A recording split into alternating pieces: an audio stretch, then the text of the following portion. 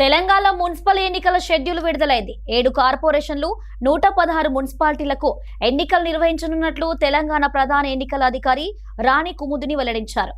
పూర్తి వివరాలను మా ప్రతినిధి సమీర్ అందిస్తారు. Okay right. ఇక తెలంగాణలో మున్సిపల్ ఎన్నికల నోటిఫికేషన్ విడుదలైంది. రాష్ట్ర ఎన్నికల కమిషనర్ రాణి కుముదిని రాష్ట్ర వ్యాప్తంగా ఉన్నటువంటి 116 మున్సిపాలిటీలు, 7 కార్పొరేషన్ల ఎన్నికలకు సంబంధించినటువంటి నోటిఫికేషన్ని విడుదల చేశారు. ఎన్నికల సంఘం విడుదల చేసినటువంటి నోటిఫికేషన్ ప్రకారం చూసినట్లయితే రాష్ట్ర వ్యాప్తంగా కూడా ఒకే విడతలో మున్సిపల్ ఎన్నికలు అయితే జరగబోతున్నాయి. జనవరి 28వ తేదీ నుంచి మున్సిపల్ ఎన్నికలకు సంబంధించినటువంటి నామినేషన్లను స్వీకరిస్తారు. నామినేషన్లు దాఖలు చేయడానికి జనవరి 30 వరకు అవకాశం కల్పించారు. అలాగే 31వ తేదీన నామినేషన్లకు సంబంధించినటువంటి స్క్రూటినీ కూడా ఉంటుంది. నామినేషన్ల ఉపసంహరణకు సంబంధించి ఫిబ్రవరి 3వ తేదీ వరకు కూడా అవకాశం ఇచ్చారు. ఫిబ్రవరి 11వ తేదీన పోలింగ్ నిర్వహించిన తర్వాత 13వ తేదీన కౌంటింగ్ నిర్వహిస్తారు. ఇక ఫిబ్రవరి 16వ తేదీన చైర్పర్సన్స్ అదేవిధంగా మేయర్ల ఎన్నిక ప్రక్రియను చేపడతారు.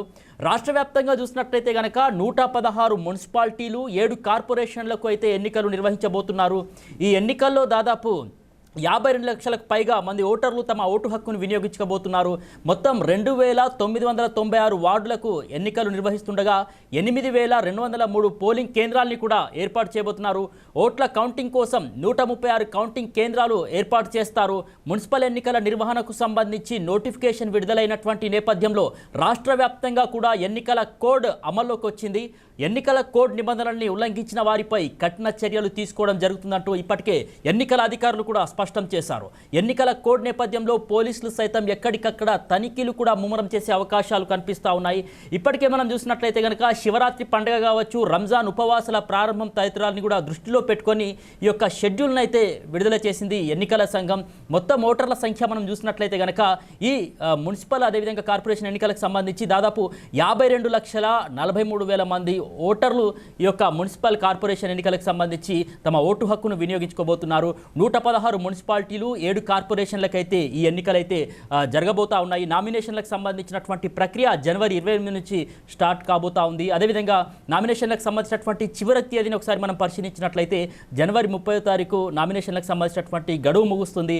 ఇక స్క్రూటినీకి సంబంధించి జనవరి 31వ తేదీన స్క్రూటినీ ఉంటుంది.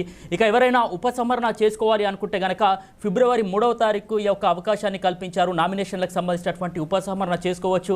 ఇక పోలింగ్ ప్రక్రియ, ఎన్నికల ప్రక్రియ చూసినట్లయితే కనుక 116 మున్సిపాలిటీలకు, 7 కార్పొరేషన్లకు సంబంధించి పోలింగ్ ప్రక్రియ చూసినట్లయితే ఫిబ్రవరి 11వ తారీఖున పోలింగ్ అయితే ఉండబోతుంది. ఆ తర్వాత ఎంతో ఉత్కంఠగా ఉండబోయేటటువంటి ఫలితాలకు సంబంధించి ఫిబ్రవరి 13వ తారీఖు మరి తేట తెల్లం కాబోయేటటువంటి అవకాశాలు ఉన్నాయి. దీనికి సంబంధించి ఎన్నికలకు సంబంధించి మొత్తం 8195 పోలింగ్ కేంద్రాలను అయితే ఏర్పాటు చేయబోతున్నారు.